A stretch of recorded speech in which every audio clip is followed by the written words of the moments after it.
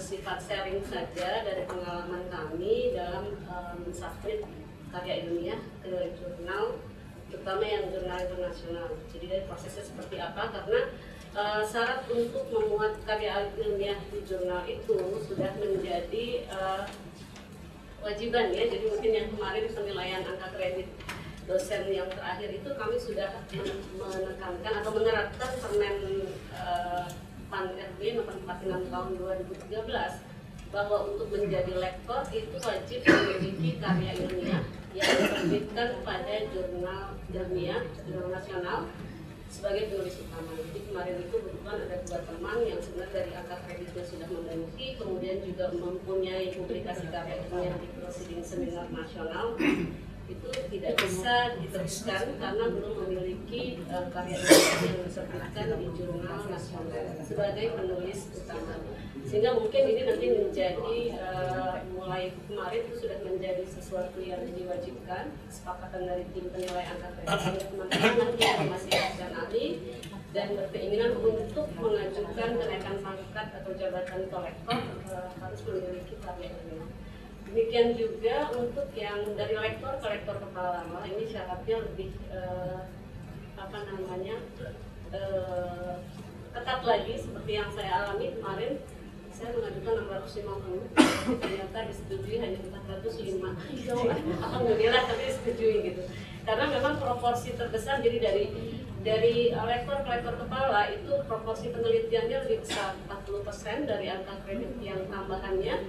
Kemudian dari 40% itu 70%-nya harus dari jurnal nasional terakreditasi dan atau internasional, baru 30%-nya itu boleh dari proceeding. Jadi itu yang kemudian menjadi agak lama, dan sekarang sistemnya sudah online sehingga kalau memang tidak memenuhi proporsi yang disyaratkan nggak bisa disubmit gitu. Ini yang mungkin dari pengalaman ini, makanya untuk teman-teman yang juga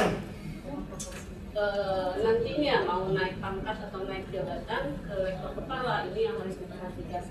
Nah, untuk ijazah yang punya ijazah S3 itu harus memiliki karya ilmiah yang dipublikasikan pada jurnal nasional terakreditasi. Kebetulan jurnal kita yang di UPM alhamdulillah sudah terakreditasi oleh LIPI, tapi kalau syarat untuk dosen memang terakreditasinya oleh LIPI. Dan terima kasih pada Bu Eka yang memang sudah kemarin sudah mengupayakan supaya kita terakreditasi, tapi memang belum bisa diajukan ke LIPI karena harus punya versi online-nya, dan itu yang akan mungkin dikerjakan atau menjadi tugas bagi kepala UPM yang berikutnya, karena Bu Eka kemarin sudah mengundurkan diri, bisa membuat jurnal kita online sehingga nanti bisa diajukan untuk terakreditasi oleh LIPI, sehingga teman-teman yang nanti mau naik ke lektor kepala bisa memasukkan artikelnya ke jurnal UPM. Lalu untuk yang punya ijazah S2 itu juga masih punya kesempatan untuk mengajukan ke lektor kepala, tapi syaratnya lebih ketat lagi, yaitu memiliki karya ilmiah yang dipublikasikan pada jurnal internasional. Nah, untuk jadi profesor mungkin yang Pak Audrey gitu, Pak Audrey ya, yang jadi lektor kepala. Kalau ingin jadi profesor Pak, jadi kalau tampangnya sudah profesor Pak. Kalau profesor itu harus publikasinya di jurnal internasional berreputasi. Jadi masih mungkin juga beberapa teman yang berkepala Pak, kita encourage juga supaya bisa sampai ke profesor, sehingga kita punya profesor di SAIS ini untuk kemudian nanti bisa memiliki jenjang pendidikan S2 atau S3 terapkannya. Jadi ini kenapa saya pikir forum ini perlu dilakukan, karena saya yakin teman-teman semua itu sudah punya karya ilmiah, pengalaman membimbing mahasiswa setiap tahun yang tidak sedikit ya, dan dengan berbagai macam topik saya pikir sudah mengasah kita semua untuk makin tajam dalam membuat suatu karya ilmiah. Cuma mungkin masih malu-malu untuk mempublikasikannya gitu ya. Itu yang mungkin perlu untuk di-encourage bahwa sesungguhnya publikasi di jurnal itu juga pengalaman sih nggak susah-susah banget ya gitu ya. Nanti mungkin Pak Harbius, Pak Novia Budi, Bu Ari atau Pak Nas dan Pak Setia bisa menceritakan, dan juga mungkin nanti Pak Setia itu punya pengalaman sebagai reviewer jurnal.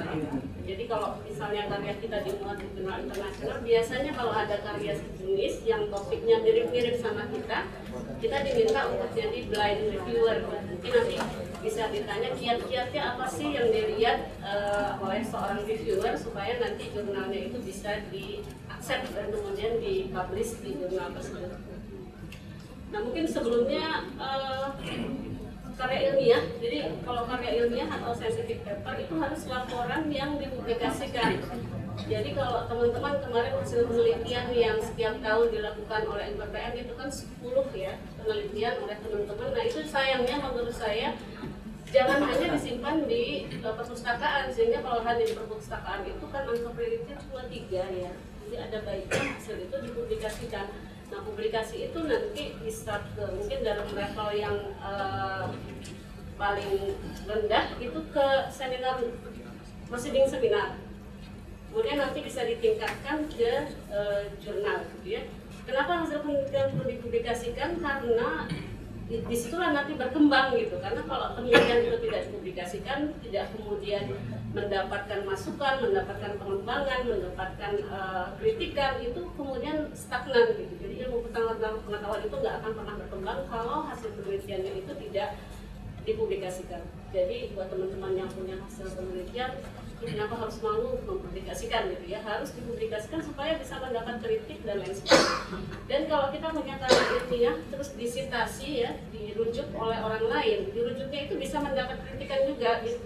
Nah itu bisa menjadi poin buat kita. Jadi pengalaman Bu Theodora yang kemarin mendapat penghargaan dari LPDP kalau nggak salah ya, itu karena artikel yang ada di jurnalnya beliau itu disitasi oleh kalau nggak salah lebih dari 6 penulis. Jadi dari indeksnya Bu Theodora selaku autor sih Pak Setia bisa cerita tentang yang namanya H-index itu ya, jadi indeks untuk suatu penulis yang pernah mempublikasikan hasil penelitiannya di jurnal internasional.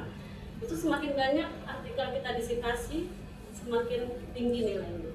Dan nanti untuk misalnya untuk penghargaan seperti LPDP itu memang hanya dilihat dari situ aja, dari jurnal artikel yang kita masukkan itu banyak nggak orang yang merujuk, dikembangkan. Jadi bukan berpikir hanya dirujuk itu untuk kemudian dikembangkan, bisa juga artikel kita itu dikritik, tapi artinya itu menarik perhatian orang gitu. Jadi nanti diperjuangkan dan akan dikembangkan untuk supaya lebih baik lagi.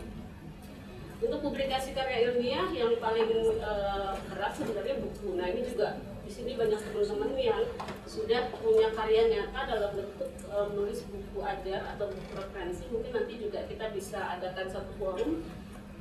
Pak Hardius tadi yang udah punya buku sebenarnya Pak sih.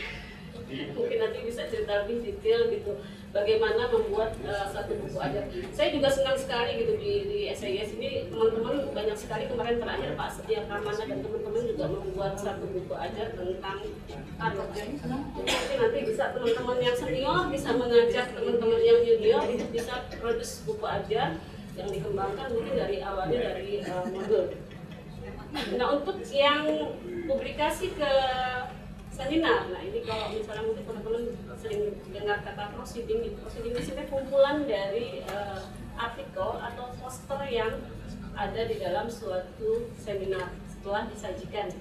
Nah biasanya kalau kita presentasi di seminar nasional atau internasional, tidak semua artikel itu nanti akan disajikan ke proceeding, jadi nanti ada proses review lagi ya. Jadi artikel yang bagus dia akan dikumpulkan kemudian dijadikan dalam satu buku yang namanya buku kumpulan artikel seminar atau proceeding.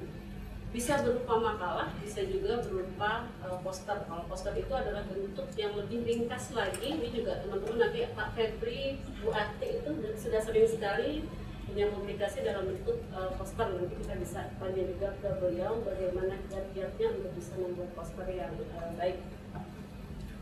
Lalu proceeding seminar ini nanti yang bisa kalau di dalam penilaian angka kredit, kalau artikel itu hanya disajikan saja, itu poinnya pasti lebih rendah ketimbang disajikan dan dimuat dalam proceeding. Jadi yang paling tinggi itu adalah kalau dia disajikan, kemudian artikelnya itu dimuat dalam buku kumpulan seminar atau proceeding. Sifat proceeding itu tidak berkala, jadi dia setiap kali seminar baru orang menerbitkan proceedingnya. Tapi kalau seminar itu sifatnya seri seperti yang di Universitas Brawijaya itu apa Pak Diki datang? Ada di situ ada, dia setiap tahun mengadakan seminar basic science ya, basic science kalau nggak salah setiap tahun ada, sehingga proceedingnya juga berkala sebenarnya. Seminarnya dilakukan secara berkala. Ini contoh aja bentuk poster, jadi mungkin yang dalam poster itu seperti ringkasan ya, tapi memuat sampai dengan hasil dan kesimpulan, dan biasanya bentuknya itu hanya pointer-pointer aja, jadi narasinya itu tidak selengkap seperti di makalah. Nah ini yang perlu presentasi dari sisi tampilan yang lebih bagus supaya bisa menarik orang untuk melihat ya. Poster itu biasanya ditampilkan di dalam suatu forum seminar, tetapi dipajang gitu ya, dipajang sama pembuat posternya ya, Pak Febri. Pengalaman Pak Febri waktu itu bikin poster di Kuala Lumpur ya Pak Febri ya. Jadi biasanya di depan auditorium kemudian dipajang poster-poster, kita berdiri di sana ya, kalau pas rehat orang akan melihat, atau sebelum dimulai orang akan melihat, kemudian bertanya dan lain sebagainya, nanti kita bisa menjawab. Cuma untuk di SDIS itu kebijakan dari Pak Ketua, memang kalau untuk poster kita masih belum bisa mendanai biaya perjalanannya. Tapi kalau untuk artikel yang dimuat di proceeding atau makalah, kita biayai biaya perjalanan. Tapi mungkin nanti kalau Pak Ketua punya kebijakan lain, kita akan tunggu aja gitu. Kemudian yang artikel, jadi kalau jurnal, yang dalam jurnal itu adalah sering disebut berkala, ilmiah berkala itu karena terbitnya itu biasanya dia periodik ya, bisa tahunan, semesteran, tribulanan, dan lain sebagainya. Nah levelnya itu pasti lebih tinggi daripada proceeding. Tapi artikel yang sudah kita terbitkan di proceeding biasanya sudah dipresentasikan saat seminar, kemudian mendapat masukan dari audiens gitu, itu bisa kita tingkatkan levelnya. Ya. Kita bisa tingkatkan levelnya, kita masukkan lagi ke jurnal. Tetapi memang dalam penilaian angka kredit, kalau misalnya nanti dua-duanya terbit, nggak boleh dua-duanya dimasukin. Ini contoh aja yang kita punya itu yang di bawah jurnal PPR ya. Tapi yang misalnya teman-teman dari komputasi statistik ada jurnal khusus untuk statistical computation and simulation. Lalu JOS ini yang nanti kita mau langganan, Journal of Official Statistics, itu mungkin nanti bisa teman-teman Pak Audrey, misalnya tentang neraca ya, Pak Harwin, Pak Suryanto, kita bisa masukkan ke JOS itu kan. Nah kalau untuk publikasi jurnal ada 4, jadi ya, tingkatannya dari yang jurnal nasional, kemudian naik sedikit jurnal nasional terakreditasi, lalu jurnal internasional, dan yang paling tinggi itu kalau di dalam penilaian angka kredit adalah jurnal internasional berreputasi. Kalau untuk melihat jurnal internasional, rankingnya Bapak Ibu bisa melihat ke web kimago.jr.com. Jadi di sana ada banyak sekali jurnal dari segala bidang area pengetahuan, dan kita bisa melihat rankingnya gitu. Jadi dibentukkan oleh yang namanya impact factor gitu. Seperti Pak Sijang mungkin bisa cerita yang namanya impact factor itu apa. Dan di situ biasanya ada 4 kategori jurnal. Jadi dari yang paling impact factornya paling tinggi biasanya kita sebutkan Q1, Q2, Q3, Q4. Nah mungkin teman-teman kalau mau mencoba itu mulai dari yang Q4 dulu. Jadi kalau mau yang Q1 itu memang akan lama sekali gitu proses reviewnya. Jadi dulu waktu saya S2 alhamdulillah bisa terbit di Q1 di jurnal Biometrics, waktu itu cuma waktu tunggunya dari submit sampai bisa publish itu sekitar 2 tahun. Jadi proses reviewnya itu sangat melelahkan. Tetapi waktu submit S3 kemarin di jurnal yang Q4 itu 6 bulan, sekitar 6 bulan itu bisa dipublikasi. Jadi mungkin kalau Q4 itu ya kalau itu kualitas kali ya 4 gitu. Kita bisa lihat, tapi itu juga sudah terindeks, jadi sudah dikatakan punya reputasi. Jadi yang paling tinggi nanti yang Q1 ini. Kalau yang namanya jurnal nasional, kalau di dalam penilaian angka kredit, pertama punya ISSN itu harus, lalu terbitan online, diterbitkan oleh badan ilmiah, organisasi profesi, dan lain sebagainya. digunakan bahasa Indonesia, lalu harus ada syarat penulis berasal dari minimal 2 institusi yang berbeda. Jadi artikel yang ada di dalam jurnal nasional itu harus berasal dari 2 institusi yang berbeda. Jadi kalau semuanya hanya dari institusi tidak diakui sebagai jurnal nasional. Kalau jurnal UPPM memang kita berasal dari 2, harus dilihat. Nulis sendiri tidak bisa. Ya bukan, jadi tidak termasuk jurnal nasional. Seperti jurnal UPPM itu memang sudah kategori jurnal nasional karena penulisnya bukan hanya dari STJS, tapi bisa juga dari BPS atau dari perguruan tinggi lain. Lalu Dewan redaksinya juga harus minimal dari 2 institusi yang berbeda. Jadi untuk UPPM kita punya juga dari ITS, reviewernya juga ya, kemudian dari IPB kalau nggak salah. Jadi sudah memenuhi syarat sebagai jurnal nasional. Untuk yang terakreditasi berarti syaratnya yang di atas ditambah status akreditasi dari Dirjen Dikti, dan akreditasi itu juga ada masa berlakunya. Biasanya yang mereka ya, jadi kita peroleh 3 tahun. Jadi dalam penilaian angka kredit juga nanti teman-teman tolong dilihat juga apakah jurnal nasional itu masih dalam masa berlaku akreditasi kalau ingin mendapatkan penilaian yang paling tinggi untuk jurnal nasional. Kalau untuk internasional syaratnya sama, punya ISSN, punya terbitan online. Nah, bahasa yang digunakan bisa bahasa resmi PBB, jadi nggak harus bahasa Inggris, bahasa Arab juga bisa. Pak Riki kalau tertarik.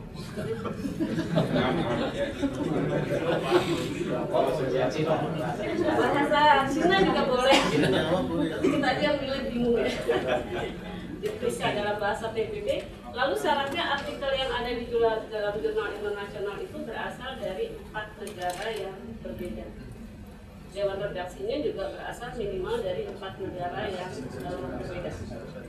Nah, untuk jurnal internasional yang kemudian dikatakan bereputasi itu kalau punya impact factor nanti dari isi Web of Science atau yang tadi saya bilang Skimago Journal Ranking. Jadi mungkin Bapak Ibu kalau misalnya mau ngecek, mau submit jurnal, ingin tahu apakah jurnalnya itu punya reputasi atau tidak, saya sarankan ke webnya Skimago itu. Nanti bisa kelihatan dia impact factor-nya untuk jurnal ini berapa, kemudian dia masuk dalam kategori Q1, Q2, atau Q3, atau Q4. Nah, mungkin ada istilah yang peer review, impact factor, dan H-index ini yang sering kita dengar ya. Jadi kalau peer review itu proses sebenarnya ya, evaluasi oleh orang yang punya background pendidikan yang kebetulan sama dengan artikel yang akan dipublish di dalam jurnal. Nah, biasanya kalau jurnal-jurnal yang besar itu dia pakai blind reviewer ya, atau jurnal kita juga enggak. Jadi dia bisa aja nyuruh orang, bukan reviewer tetap, nyuruh orang yang saya bilang yang kebetulan punya karya ilmiah di jurnal itu dan topiknya mirip-mirip. Jadi untuk melihat apakah secara keilmuan memberikan kontribusi yang mungkin lebih baik dalam hal bidang ilmu yang sama. Lalu kalau impact factor itu adalah suatu ukuran untuk jurnalnya. Jadi satu jurnal itu kalau impact factor itu punya impact factor yang tinggi. Kalau artikel di jurnal itu banyak disitasi, tadi citasi atau rujukan itu yang ternyata paling penting atau menentukan suatu jurnal apakah memiliki impact factor yang tinggi atau tidak. Jadi dia ukuran yang kira-kira setahun itu berapa orang sih yang merujuk artikel dari jurnal itu. Makin banyak orang yang kemudian menggunakan atau merujuk artikel dari jurnal itu, maka impact factor suatu jurnal itu makin tinggi. Nah, untuk penulis sendiri itu yang tadi saya bilang namanya H-index. Mungkin kita bisa cek ya. Kemarin Lutio itu kan dapat penghargaan LPDP. Kita bisa cek H-indexnya Lutio itu berapa. Nanti Pak Setia bisa menunjukin cara. Kemudian ini saya aja dari pengalaman saya, kalau kita punya hasil penelitian dalam bentuk mungkin ada kerjasama dengan pihak lain, lalu bisa juga skripsi, tesis atau disertasi, kita bisa ekstrak dia menjadi makalah-makalah atau artikel atau poster yang nanti kita sajikan. Tahapan awal biasanya ke proceeding seminar dulu gitu ya. Nah, biasanya kalau skripsi, tesis, disertasi itu kan punya beberapa tujuan. Jangan dijadiin satu artikel gitu. Jadi kamu Bapak Ibu bisa ekstrak dia 3 bagian, 3 tujuan. Tujuan pertama nanti dipublish di seminar ini boleh ya. Nanti tujuan kedua di sini, tujuan ketiga di sana. Jadi karena jurnal itu, artikel dalam jurnal itu halamannya sangat terbatas, biasanya maksimal 8 halaman, sehingga nggak mungkin kalau satu tesis atau satu disertasi itu kita jadikan dalam bentuk satu artikel. Mungkin pengalaman Pak Hadius juga ya, disertasinya kemarin bisa dimuat di 2 atau 3 jurnal ya Pak ya. Pak Hadius bisa cerita. Kemudian setelah di prosedur sendiri yang tadi saya bilang, kemudian itu bisa kita perbaiki berdasarkan masukan yang ada saat presentasi.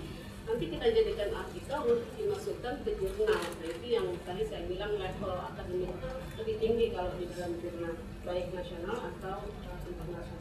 Jadi buat teman-teman yang kemarin baru lulus, yang asisten ahli ya, yang mempersiapkan diri untuk menjadi dosen, bisa mulai mengekstraksi di tesisnya, gitu, untuk bisa nanti apakah diperbaharui datanya atau itu aja nggak apa-apa, tapi kalau tesisnya udah lama ya diperbaharui aja datanya atau metodenya, nanti bisa dibuat dalam beberapa tulisan yang bisa disalin di jurnal.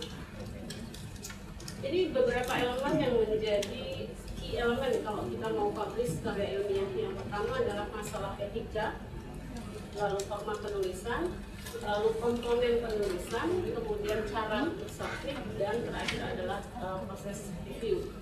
Saya ringkas saja, kalau untuk masalah etika, ini yang tadi pertama adalah hindari konflik kepentingan. Jadi biasanya kalau hasil penelitian itu kalau di luar itu biasanya didanai oleh pihak lain, ada sponsornya gitu. Nah biasanya itu kadang-kadang hasil penelitiannya diarahkan untuk bisa mendukung lah ya satu hipotesis yang nanti dari sisi sponsor itu mestinya nanti bisa ditekankan. Tapi itu yang nanti harusnya menjadi juga kepentingan kita. Seperti misalnya kita mau kritisi tentang metodologinya BPS gitu, walaupun kita boleh lakukan itu secara selaku ilmuwan gitu ya, tetapi ya mungkin nanti Pak Mono bisa cerita juga gitu, untuk mengkritik dari dalam sendiri itu yang mungkin baiknya dibicarakan dulu lah sebelumnya, apakah itu etis atau tidak. Lalu posisi penulis artikel. Jadi ada biasanya artikel itu kalau mau berkembang memang tidak ditulis oleh satu orang. Jadi penelitian itu makin berkembang kalau banyak melibatkan orang dalam menulis artikelnya. Tetapi posisi apakah dia penulis 1, penulis 2, penulis 3 itu yang juga harus dibicarakan dahulu, karena itu adalah masalah etika ya. Seperti misalnya kita sebagai pembimbing punya hak juga untuk disebut sebagai penulis kedua kalau karya tulis mahasiswa itu mau dipublish di jurnal nasional atau di internasional, karena kita punya kontribusi ilmiah dalam menghasilkan karya tulis itu. Tetapi ya jangan kemudian dibalik gitu. Kita yang penulis pertama, yang mahasiswanya jadi penulis kedua, itu masalah etika aja ya. Jadi kalau kita mau publish karya tulis mahasiswa, kita punya hak tetapi pada posisi penulis kedua. Lalu hindari plagiarisme, karena sekarang sudah banyak software yang bisa mendeteksi plagiarisme, apalagi di jurnal-jurnal yang bereputasi itu biasanya mereka sudah punya semacam software untuk bisa mendetek apakah tulisan yang ada atau artikel yang ada itu ada unsur plagiarismenya atau tidak. Kemudian berikan penghargaan acknowledgement pada penyandang dana penelitian. Jadi mestinya ya kalau misalnya teman-teman penelitiannya didanai oleh SIS, walaupun cuma 10 juta gitu ya, nanti di bagian akhir ada acknowledgement-nya itu yang menyebutkan terima kasih kepada misalnya SIS yang sudah mendanai penelitian itu ya, atau mendanai dalam rangka publikasinya. Lalu penulisan jurnal itu juga beda-beda.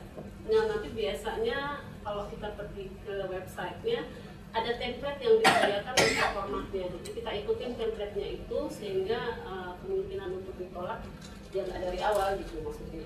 Jadi kalau template-nya udah sesuai, kalau template-nya aja sudah tidak sesuai, formatnya tidak sesuai, biasanya nggak akan dilihat lagi. Lalu yang harus diingat juga tidak boleh lebih dari 8 halaman. Nah, biasanya jurnal-jurnal bereputasi itu bayar, memang ada bayar. Di tengah pengalaman saya, satu lembarnya itu 20 euro. Makin banyak kita bayarnya gitu. Sehingga maksimal kalau bisa 6, biasanya 6 sampai 8 lah kalau kita mau masukin artikel ke satu jurnal. Kebaikan dari tulisan-tulisan kita ya, dan keterbatasannya apa, saran ke depannya seperti apa, itu adanya di discussion. Lalu ada tadi acknowledgement untuk penyandang dana, referensi, dan beberapa lampiran. Nah, apa yang harus ada di judul? Ini biasanya menggambarkan isi artikel secara jelas dan memasukkan secara tepat kata kunci. Jadi keywords yang kita masukkan ke abstrak itu biasanya beberapa kita masukkan juga di dalam penulisnya. Kalau orang nanti mencari artikel kita dengan memasukkan keywordsnya, kalau ada di dalam judul biasanya dia akan memunculkan karya ilmiah kita. Lalu kalau untuk jurnal statistika, ini saya hanya bicara tentang jurnal statistik ya, biasanya itu disebutkan tentang metode analisis serta variabel utama atau respon variabel yang kita bahas. Jadi hanya respon variabelnya aja, nggak perlu menyebutkan yang prediktornya. Kalau kita bicara modelingnya itu nggak perlu menyebutkan prediktornya. Misalnya apa? Geographical weighted regression untuk misalnya model kematian bayi di Indonesia. Jadi variabel utamanya kematian bayi, alatnya itu adalah GWR. Itu umumnya kalau jurnal statistika atau aplikasi statistik seperti itu. Nah, untuk penulis seperti yang tadi hanya memasukkan orang-orang yang memiliki kontribusi akademik atau intelektual dalam penelitian. Jadi penyandang dana itu nggak perlu dimasukkan di dalam penulis. Abstrak ini biasanya hanya sekitar 150 kata, jadi kalau diskusi anak-anak itu sekarang masih ada yang 1 halaman ya abstraknya. Itu yang mungkin harusnya dikurangi gitu. Karena di abstrak itu sebenarnya yang paling penting bukan pendahuluan, tapi adalah hasilnya ya, hasil dan implikasinya atau kesimpulan tadi, termasuk di dalamnya disebutkan metode. Nah, biasanya orang melihat atau mau baca tulisan di jurnal itu hanya pertamanya lihat abstrak ya. Kalau dia kemudian tertarik, maka dia akan memutuskan untuk membaca artikel itu atau tidak. Biasanya kita tuliskan abstrak itu ya setelah selesai penelitian. Tapi kadang-kadang kalau kita mau submit artikel di proceeding seminar gitu ya, biasanya kan deadline-nya abstrak dulu. Jadi kadang-kadang suka kita tuliskan aja abstrak tanpa menyebutkan hasilnya, baru nanti di makalah lengkap dituliskan hasilnya itu. Tapi biasanya sih kalau proceeding seminar tuh nggak terlalu ketat waktu kita masukin abstrak. Jadi mungkin nanti kalau yang belum pernah mencoba untuk seminar nasional atau internasional, sebenarnya prosesnya itu jauh lebih mudah dibandingkan dengan proses submit ke jurnal. Jadi peer review-nya juga tidak terlalu ketat di dalam menilai abstrak yang kita masukkan. Untuk pendahuluan, ini isinya, ini mungkin teman-teman sudah lebih tahu dari saya ya. Jadi umumnya penelitian terkait itu kita masukkan di dalam introduction. Kenapa kita perlu untuk meneliti ini? Biasanya kita melihat ke penelitian sebelumnya, kelemahannya seperti apa, kemudian apa yang mau kita teliti atau hipotesis penelitian kita atau tujuan itu biasanya pada bagian akhir. Jadi satu paragraf akhir setelah introduction. Sebelum introduction itu selesai, biasanya kita munculkan satu paragraf apa tujuan penelitian kita atau hipotesis penelitian kita. Nah, kalau untuk jurnal statistika sebelum tujuan itu biasanya di atasnya itu juga dituliskan tentang metode. Sementara nanti di bab 2-nya itu langsung ke model empiris biasanya. Jadi bab 2 itu nanti isinya langsung bahan dan metode, itu bicara tentang sumber data, variabel, jenis variabel, kemudian model empiris. Nah, model empiris ini kalau jurnal statistika sangat penting ya. Jadi sudah memasukkan variabel prediktor, respon yang digunakan, kemudian modelnya secara umum tanpa harus menuliskan proses estimasi ataupun kemudian hipotesisnya. Itu nggak perlu juga kalau di jurnal statistika. Cuma sebutkan aja metodenya adalah WLS, kemudian parameter modelnya nanti menggunakan statistik banyak. Tapi nggak usah ditulis secara detail. Lalu juga tahapan dalam melakukan analisis data itu biasanya diperlukan juga di dalam metodologi. Hasil nanti apa namanya hasil pengolahan ya, kemudian kita kata-katain biasanya begitu ya. Tetapi yang sering teman-teman lupa adalah output dari software itu yang dimasukkan langsung di dalam hasil. Jadi nggak boleh kita buat tabel yang nanti modifikasi dari output dari software. Jadi isinya biasanya hasil itu hasil pengolahan, kemudian tabel dan grafik yang muncul, kemudian sedikit analisis. Lalu discussion atau conclusion itu adalah implikasi.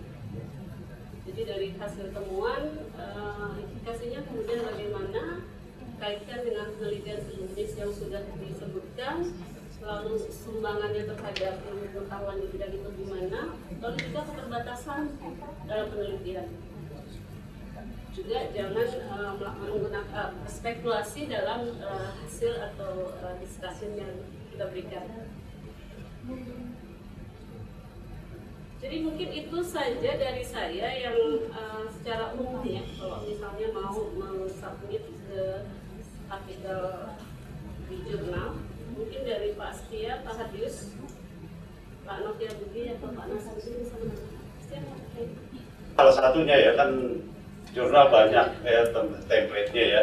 Kalau kelengkapan itu satu aja nggak ada, itu udah nggak dianggap karya, dipulangin juga.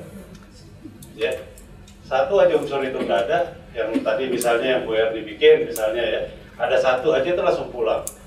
Ya, ketiga yang bikin pulang cepat itu, yang direject cepat jurnal kita adalah masalah plagiat. Jadi mereka udah ngecek pasti, plagiat itu langsung pulang.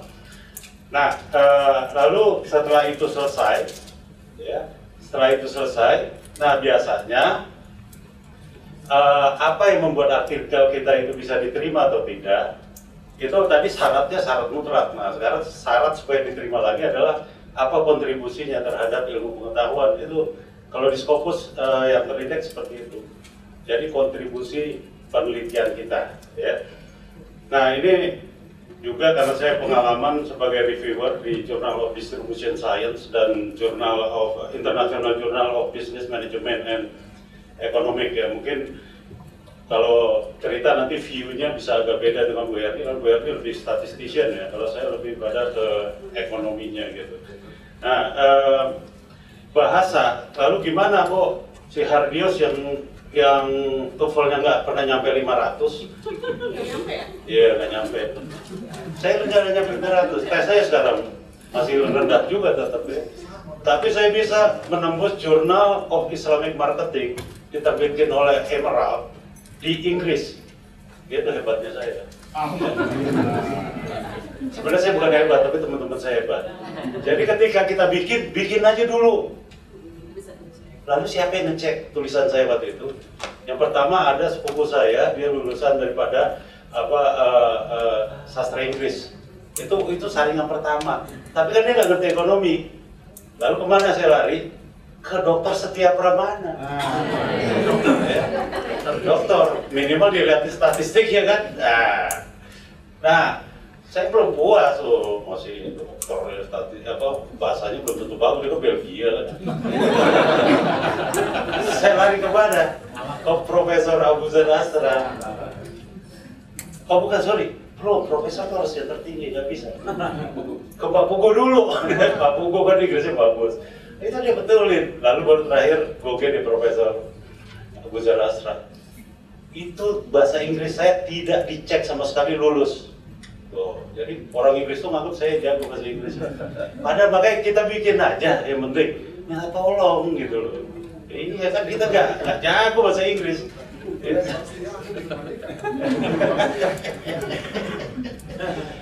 Jadi itu tips saya untuk menulis. Jadi nggak harus ke mereka, tetapi itu apa?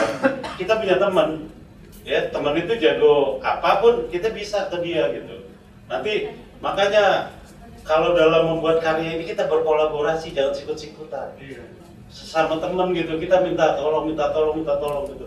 Dan saya banyak hal, saya juga minta tolong sama ketika bikin disertasi, saya minta tolong sama ahli-ahli.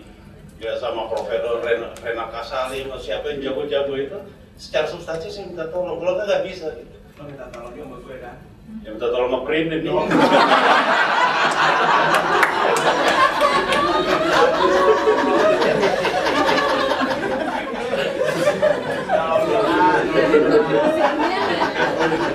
Tapi itu ilmiah gitu. Tangkas juga jawab. Iya, selanjutnya karena kita terbiasa membaca, akhirnya saya juga bisa nge-print tulisan saya ke jurnal yang lebih ringan gitu. Ya, saya jadi bisa dapat berapa ya tulisan saya, ada 6 atau 7 di jurnal internasional. Tapi itu nggak terindeks Scopus gitu. Ya, karena kontribusinya juga ringan. Kalau Scopus itu benar-benar serius karena ada kontribusi teoretikal di situ. Kalau saya nih, apa yang di jurnalnya saya, kontribusi teori, bukan kontribusi empiris, ya. Jadi apa yang membedakan tulisan kita dengan yang dulu, kita mengkritik tulisan yang dulu, menyalahkan tulisan yang dulu, itu adalah inti supaya kita bisa masuk ke jurnal Scopus. Nah, untuk teman-teman yang di ekonomi, jurnal yang terindeks Scopus itu banyak sekali, tetapi jangan sedih bahwa jurnal ekonomi itu impact faktornya rendah. Jurnal ekonomi cuma 7 paling top, 7 koma lah ya, belum sampai 8. Nah, beda dengan Pak Setia atau statistik. Pak Setia itu impact faktornya itu 25, 40 gitu. Makanya dia jadi hebat gitu. Impact faktornya banyak tinggi-tinggi gitu. Kita impact faktor kita ekonomi masih rendah sekali ya. Kalau mereka udah tinggi-tinggi itu. Ya tapi nggak apa-apa kan, yang penting impact faktor. Kasih teman ya penting. Iya. Ya, jadi itu kontribusi teori kalau di yang ini, yang internasional bereputasi. Jadi yang dipermasalahin bukan empiricalnya, bukan keadaan, konteks. Indonesia kemiskinan gitu, itu mas skripsi levelnya. Tetapi teori kemiskinan itu yang kita kaji, kita salahin, baru kita bikin. Nah di situ mengapa seperti itu. Tapi walaupun sekarang juga kita nggak tutup mata, banyak sekali Scopus yang murahan, banyak ya, murahan, jadi nggak perlu terlalu begitu tulisannya. Nah itu disayangkan sekali, tetapi jelas ininya sangat rendah ya. Itu bisa lihat aja di Malaysia, di Jakarta juga ada gitu ya. Ya saya rasa itu, tetapi benar tadi penelitian kita sebaiknya kita tulis gitu, kita publikasikan. Kemarin dapat dari Bu Eka 10 juta. Besok insya Allah akan saya presentasikan di Bali ya, dengan keywordnya keynote speakernya Profesor Dr. SBY. Nah lumayan kan 10 dengan itu, dan itu adalah seminarnya tuh terindeks Scopus gitu ya. Jadi bukan berarti 10 juta tuh nggak bisa kita bikin Scopus, bisa, tapi tergantung gimana kecerdasan kita gitu. Ya kalau saya cerdas sekali. Saya rasa itu saja. Narsisnya saya. Terima kasih. Mengapa kita perlu scientific publication kan gitu? Pertanyaan pasti gitu. Tapi dulu kita nggak terlalu care dengan publication. Apalagi saya ingat waktu saya masuk STS kita nggak perlu juga begitu mementingkan publikasi. Tapi setelah kita perlu akreditasi dan sebagainya, baru kita terbangunkan bahwa kita itu harus punya publikasi gitu. Kenapa sih kita perlu riset gitu? Kita tahu bahwa dosen itu kan punya 3 job ya, ada education, ada riset, dan masyarakat.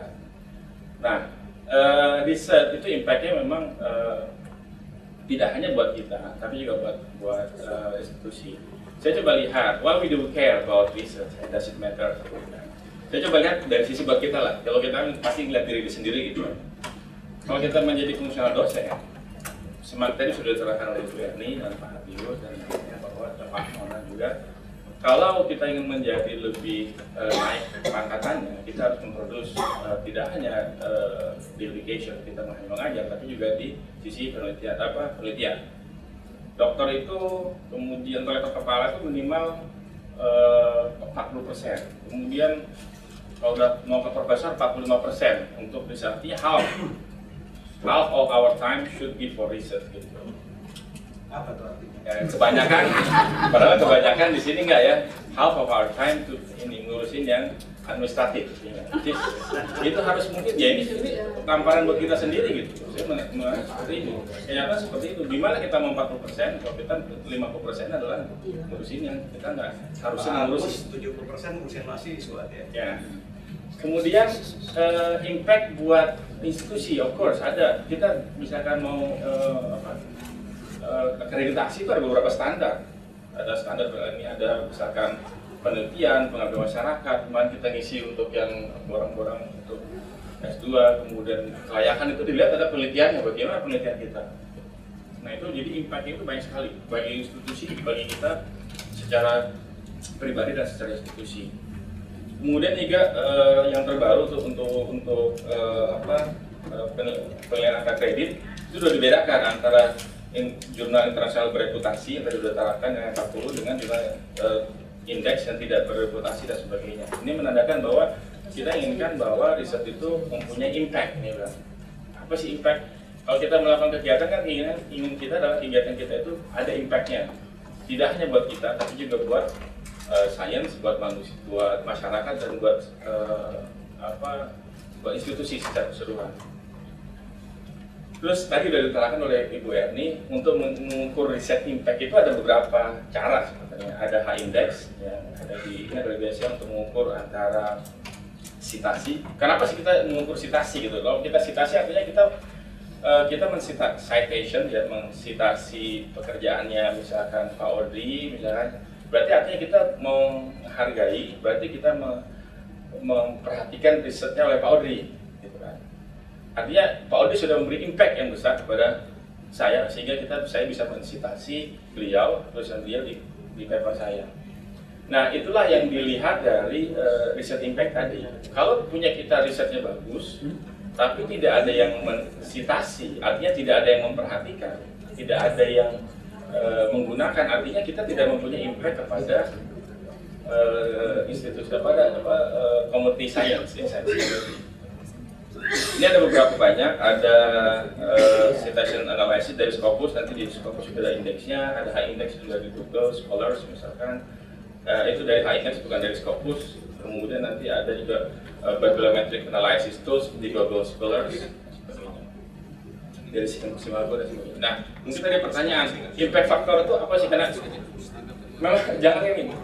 Kalau yang lihat baik sebelah kanan itu ada nature genetics, itu impact faktornya itu 40. Nah, bisa dikomparasi nanti misalkan jurnal-jurnal statistik biasanya 0,11. Jadi bisa dibandingkan kalau kita masuk ke jurnal statistik atau yang biasanya yang sederhana itu 0,1 dan sebagainya. Di jurnal nature genetics itu 40. Jadi impact-nya itu artinya apa? Manfaatnya lebih besar ketika kita ada di sana. Kita sebagai kita aja, kalau kita nulis di Kompas dengan kalau kita nulis di koran pos kota gitu kan impact-nya akan lebih di pos kota. Kalau bagi Bekasi mungkin ya. Kalau Jakarta kita bacanya Kompas mungkin. Iya.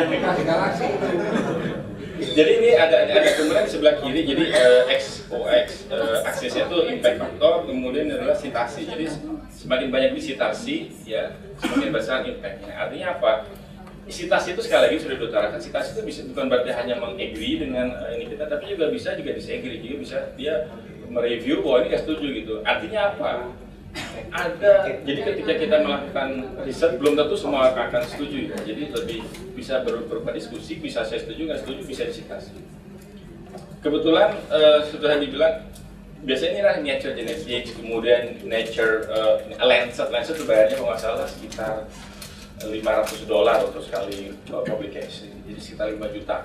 Itu pernah kita mau coba Lancet gitu ya, itu sangat ini science misalnya itu dilihat itu sebenarnya nature bidang-bidang natural science. Tapi bidang teori itu agak rendah. Kenapa? Karena orang biasanya nggak terlalu memperhatikan teori, tapi memperhatikan biasanya adalah aplikasi yang lebih banyak di. I'm going to beat him. Gitu ada. Artinya saya memperhatikan ini artinya kalau kita lihat kita oke, alhamdulillah, tapi kita harus punya benchmark bahwa I want to be like him or I want to be someone. Jadi kita bisa punya benchmark, kita punya ingin lebih baik. Kemudian tapi juga gini, impact factor juga harus ada beberapa diskusi di Nature juga bahwa sebenarnya tidak selalu harus impact factor itu juga sebagai sarana untuk riset quality gitu. Ada beberapa di sini untuk mencari, ada beberapa riset yang atau paper yang mengatakan bahwa ada ukuran-ukuran lain yang mungkin bisa digunakan untuk sementara ini masih impact factor gitu. Nah pertanyaan gini, so gimana kalau kita mau mempublikasi, tadi udah utarakan semuanya gitu kan. Paling pertama adalah publisher, cek publishernya, siapa sih publikasinya. Kemudian cek indeksnya, impact factornya, editornya siapa, ya kan. Kemudian scope dari, ini paling penting adalah scope dari jurnal tersebut. Ya, karena nanti jurnal tertentu bidangnya apa, Bapak Ibu kirim bidang apa gitu, ya jelas nanti nggak usah berapa jam Pak, berapa detik udah di reject Pak, ya. Karena biasanya udah otomatis dia akan lihat bahwa misalkan jurnal, saya biasanya jurnal bioinformatics, saya kirim tentang misalkan education gitu, nggak mungkin ini karena scope-nya adalah di situ. Kemudian diperhatikan adalah format template-nya. Dan saya bilang tadi do it now. Kenapa? Do it. Karena kalau kita nunggu-nunggu ya nggak bisa jalan. Jadi kita pelatihan ya. Kita juga kalau lihat sini nggak apa namanya nggak one time submitting one result gitu. Jadi hasilnya selalu biasanya berapa kali di reject. Nah ini tadi English yang biasanya kalau kita mereview, saya kemudian mereview beberapa jurnal bidangnya bioinformatics gitu, karena saya di sana. Itu adalah Englishnya. Nah B-novel itu novelty artinya terbaru gitu ya. Jadi ada bukan sesuatu yang reputation misalkan. Kalau misalkan kita ada sesuatu yang kalau di sisi teori atau metodologi ada sesuatu yang advance atau sesuatu yang baru. Yang jelas kemudian clear explanation. Jadi explanasinya kadang-kadang dia nggak clear gitu, nggak jelas. Kita review, kita tanyakan apa sih maksudnya. Kemudian discussionnya. Dan ini gimana kita tadi udah diutarakan oleh Bu Erni. Sebenarnya kan satu riset itu kita bisa lakukan beberapa angle riset. Jadi kita bisa ambil metodologinya, kemudian kita bisa ambil dari aplikasinya. Itu bisa jadi dua paper yang berbeda. Jadi satu riset itu nggak hanya satu artikel tapi lebih dari itu. Nah ini Predator Journal ini kemarin titipan dari Bu Theodora bahwa beliau sudah dikirim ini juga ya. Pak Agung kemarin lihat, Bu Erni mungkin sudah lihat. Bahwa dikirim bahwa ada jurnal-jurnal yang mengirim bahwa silakan untuk jurnal publish tempat kita gitu. Biasanya kita harus cek dulu biasanya. Kalau yang tadi Nature Genetics nggak bakal mengirim ke kita untuk bahwa kita yang impact-nya besar, dia nggak akan minta untuk kita mempublikasi di sana gitu, karena mereka mereject tugasnya. Jadi kalau yang di sana itu kalau dia bilang success rate-nya di setiap jurnal itu ada success rate-nya untuk yang Nature Genetics itu sekitar 1%. Jadi kalau 100 orang yang ngirim, 1 orang doang yang akan, atau ya lebih dari 1 orang, 1 paper yang akan diterima. Jadi Predator Journal ini contoh di sini nih, mungkin Bapak Ibu udah lihat ya. Jadi ini Ino Daratista, Agnes Monica udah publikasi paper Effect of Methane Emission for Fertilization Applications di Journal of Life Science Biomed. Ya, 2011 kan lu bagus. Saya juga mulai lihat begini kalah saya Magnas, dia bisa joget, bisa paper, bisa apa, saya joget nggak bisa gitu. Jadi artinya di sini banyak sekali, ini ada beberapa lagi jurnal-jurnal yang mencontohkan bahwa sebenarnya ini jurnalnya mereka main bayar aja, dibayar aja, kita bayar sekian. Nggak bukan berarti kalau berbayar itu selalu seperti ini. Kalau yang berbayar sembarangan, editornya nggak jelas, kemudian nggak ada peer review, tidak ada review seperti ini. Ini ada Institute of Dangdut, ya jalan tersesat. Nah, kemudian be patient. Nah, ini ada juga yang bisa cepat. Ini saya barusan sekitar 3 minggu lalu. Ini ada paper yang saya lakukan 4 tahun sebetulnya. Ini sudah di reject di beberapa apa namanya. Saya biasanya kalau saya dari Q1 Bu, Q1, Q2, Q3 gitu. Biasanya saya kita ke atas dulu gitu. Kemudian kalau reject ke bawah gitu kan. Karena ya bisa karena kita inginnya coba di atas kemudian turun. Nah ini be patient karena ini 4 tahun. Ini juga ada publikasi terbaru. Ini saya punya sekali lagi adalah book chapter di CDC ini. Adalah ini hasil dari sekitar saya waktu PhD saya nih, masih PhD itu 2011, sudah 5 tahun, 4 tahun itu, jadi baru ada lagi. Dan ini dengan teman-teman yang ada di sana.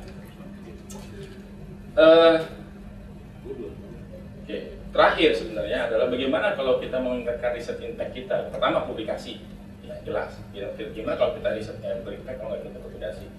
Kemudian fokus on spesifik, jadi fokus sama satu sama beberapa field saja, gitu ya, jangan melebar. Gitu. Nanti dia kan kadang-kadang lihat orang ini kok jago di mana. Orang saintis kan biasanya dia fokus sama satu topik, ya di situ aja dia akan riset. Gitu. Sama tadi baru pagi diskusi dengan Pak Abuzar, ada teman beliau yang cerita tentang apa, dia riset tentang burung, jadi mau suara burung apapun dia bisa tahu di jenis burungnya, karena dia ada di situ risetnya. Besar burung juga ya? Kalau besar burung Pak Ode mungkin nanti.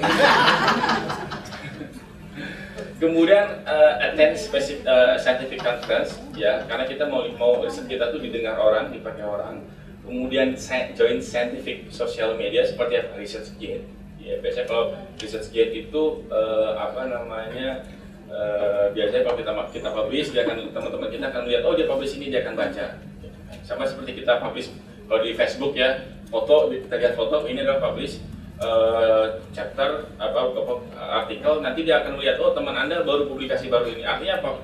Di sini teman-teman udah yang punya kan ya ResearchGate. Artinya kalau ada, oh dia sudah publikasi ini, bisa menyemangati, dan juga kita bisa lihat, oh beliau itu risetnya di bulan ini.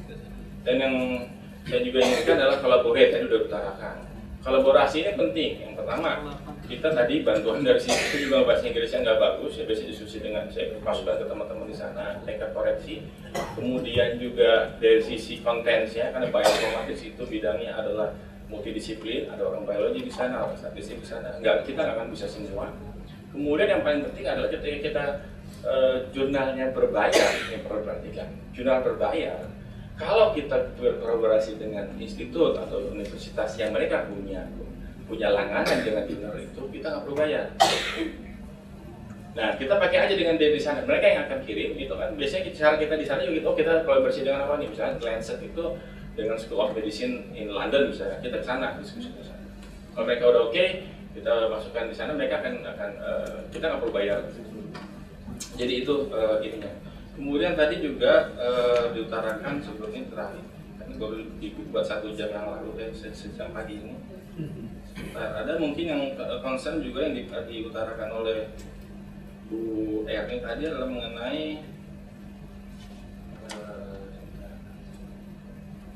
mengenai order urutan dari nama apa? Dia etikanya tadi.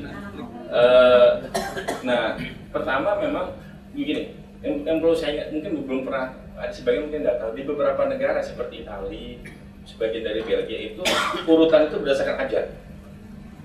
Jadi ada urutan jurnal yang berdasarkan abjad sebenarnya, bukan berdasarkan kontribusi. Ada yang kita harus perhatikan, jadi nggak selalu ada. Jadi ada daerah, ada negaranya seperti itu. Nah, memang ada kontribusi. Tadi jurnal yang terakhir itu ada 3 orang equal contribution, karena kita mempunyai contribution yang sama. Itu biasanya kontribusi itu dia melakukan. Kemudian yang terakhir atau orang-orang yang di belakang itu adalah biasanya profesornya biasanya orang-orang yang justru yang sebenarnya udah nggak perlu impact lagi. Sebenarnya yang diinginkan adalah justru yang kita inginkan adalah orang yang sudah profesor, dia biasanya memupuk yang muda-muda untuk dia ngangkat yang muda-muda itu untuk maju. Biasanya di depan itu. Kalau misalkan jurnal saya yang pertama itu adalah itu yang pintar sebenarnya yang belakang, bukan saya.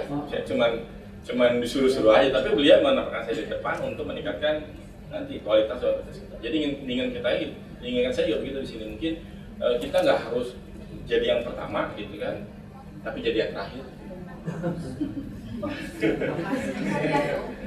Juga ngomong ini. Ya, nah, ini contoh begini nih. Ini contoh misalkan di sini.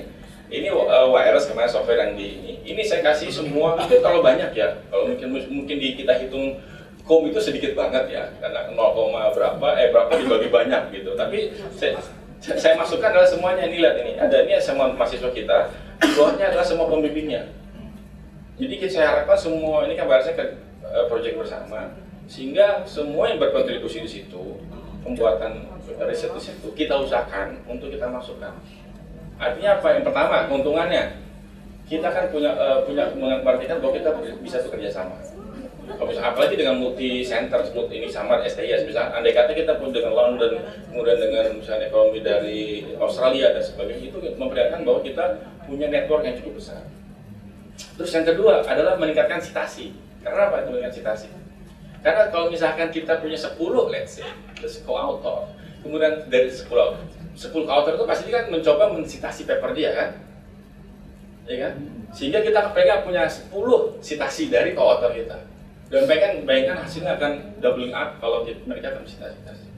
Sehingga itu keuntungannya. Bayangkan misalnya kita sendiri, ya misalnya Pak Audrey sendiri, ya gitu. Saya akan, misalnya saya menginspirasi paling ya saya, Pak Hardius gitu kan. Tapi misalnya Pak Audrey dengan saya, dengan Pak Hardius, teman-teman saya, melihat saya juga, teman Pak Hardius akan mensitasi hasil Pak Audrey bekerja sama Pak Hardius. Sehingga akan banyak citasinya, impact akan cukup lebih besar dibandingkan kalau kita misalkan sendiri. Gitu aja. Mungkin itu aja dari saya.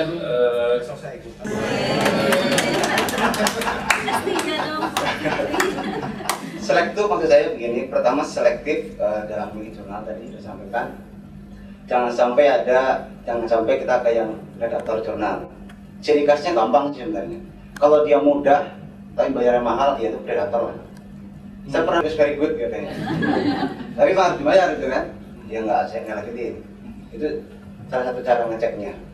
Selektif yang pertama. Selektif yang kedua adalah ya kita lihat dananya lah. Kalau misalnya tidak berkenan dengan biaya, ya kita pinjam free saja. Kayak gitu kan. Nah kemudian selektif yang ketiga, kita mesti mengukur diri kira-kira gitu. Maksudnya begini, karena saya bahasa Inggrisnya jelek.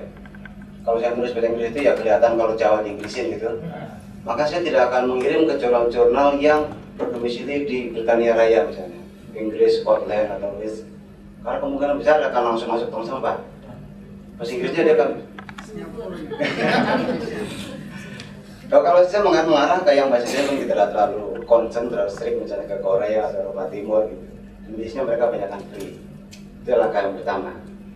Selektif tadi sesuai dengan kemampuan. Tapi yang namanya kemampuan itu kan basicnya bukan asumtif katanya, tapi kalau faktual. Kalau membuktikan faktual itu saya lanjutkan ke P-nya, percaya diri tadi. Percaya diri, saya lakukan begini caranya. Suatu saat Pak Hardius broadcast di email grup STS. Pak Hardius sudah publish di East Asian Journal of Business and Management, ya GBM. Nah, kemudian saya berpikir kalau Pak Hardius bisa, mesti saya bisa. Nah gitu kan, pede dulu kan, dia bisa. Kalau saya cek di webnya, tidak ternyata free, saya Pak Hardius lagi memang free. Terus saya coba juga, saya coba melalui sebenarnya skripsi siswa anak PMDK dari Sumatera Utara, kemudian dipoles gitu kan, ternyata betul tembus. Lalu coba lagi yang lain, yang kedua lagi.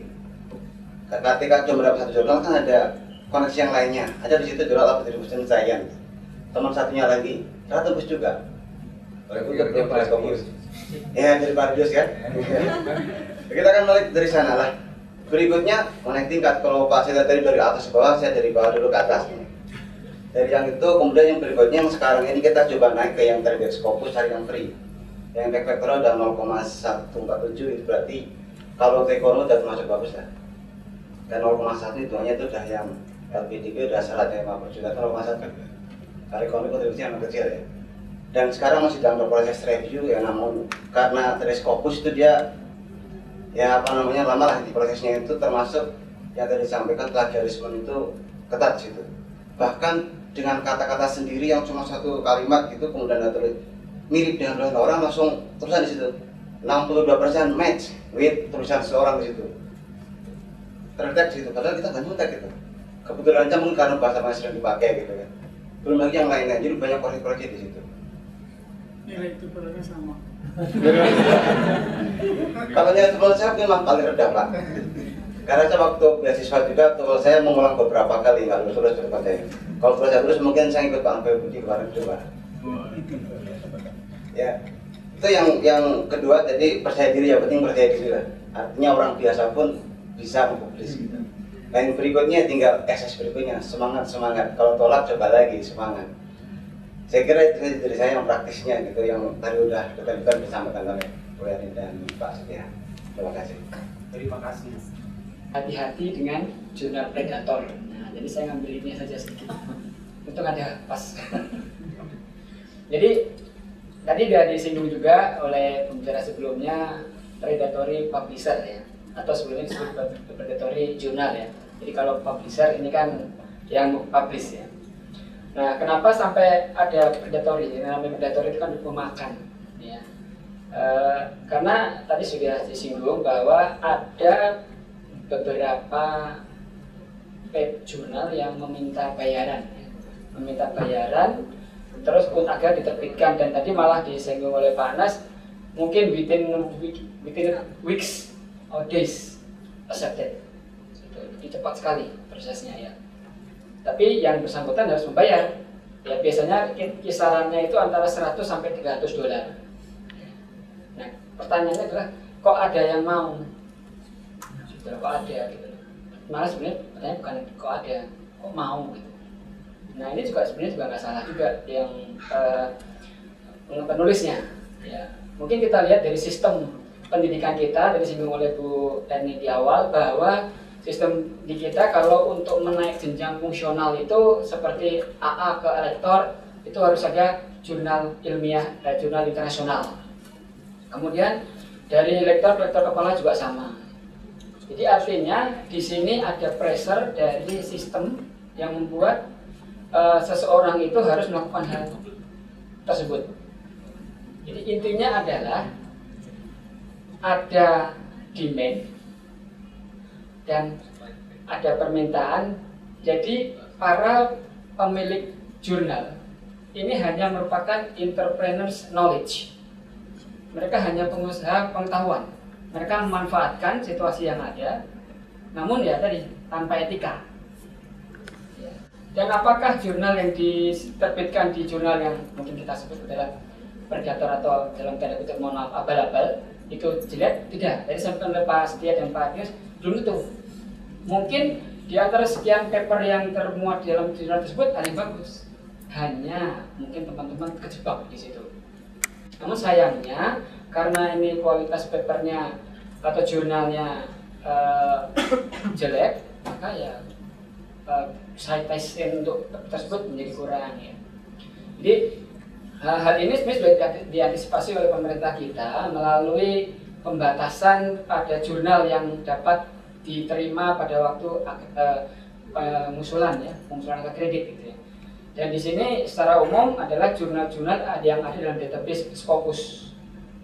Dan satu lagi ada lagi yaitu tadi disinggung adalah WOS, Web of Science gitu.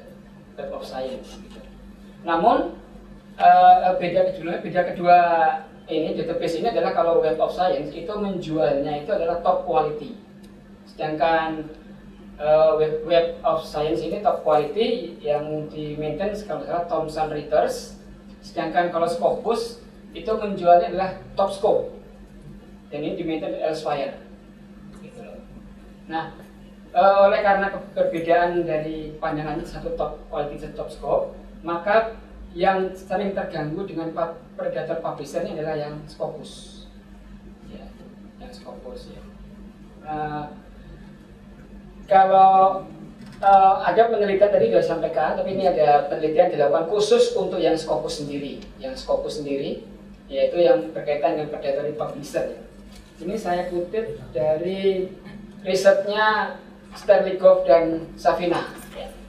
Jadi Scopus itu punya 21.000 jurnal, 21.000 jurnal, dan ada beberapa diantaranya itu yang termasuk dalam list of predator journal. Ini nanti Bapak Ibu bisa mencek di Jeffrey and Bell's list.